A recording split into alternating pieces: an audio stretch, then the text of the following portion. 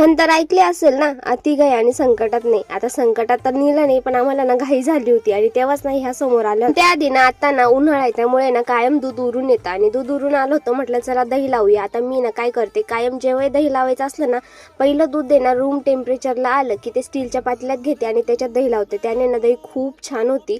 आता नक्की दही कशी होईल ते तुम्हाला दाखवतेच, पण रात्री ना हा देवश्रीचा मामा आला होता आणि मामा आल्यावरती रामराम कसं करायचं ना, हे बघा असं रामराम करायचं. त्यानंतर ना ह्या दोघांची मस्ती कंपल्सरी. माझ्या गोंडुलीला ना खरंच खूप आनंद होतो तिचा मामा आल्यावर. आता दुसऱ्या दिवशी ना हे बघा दही दाखवायचं म्हटलं ना तर दाखवतेच. हे बघा अशी दही झाली मस्त, अजिबात पाणी सोडलेलं नव्हतं आणि टेस्टला पण एकदम व्यवस्थित होती. तर तुम्ही पण नक्की ट्राय करा आणि मला कमेंट करून नक्की सांगा. तर पेटवायला ना माचीसच नव्हती, म्हणून घरामधून मी असा पेपर जाळून आणला आणि मग चुलं पेटवलं आणि चपात्या करायला बसले. वरच्या चपात्या तशा चांगल्या लागतात, पण ह्या धुरानी अक्षरशः डोळे खराब होते. आता दही होती, म्हटलं चला मस्त अशी कढी करूया. आज खरंच खूप मस्त जेवण झालं. त्यानंतर आहे ना तुपाच्या खालचं हे मला गूळ टाकून खायला खूप आवडतं आणि मला घाई अशी झाली होती कारण आमच्या गावात आहे ना जत्रेची गर्दी वाढायची. आता आम्हाला घरी यायचं होतं. आता उद्याचा व्हिडिओ नक्की जत्रेचाच राहणार आहे. इथपर्यंत व्हिडिओ बघितलाय म्हणजे तुम्हाला माझ्यातली कुठली तरी गोष्ट आवडली, आणि जर आवडली असेल ना तर माझ्या चॅनलला सबस्क्राईब करा आणि असेच माझे छान छान व्हिडिओ बघण्यासाठी कनेक्ट राहा.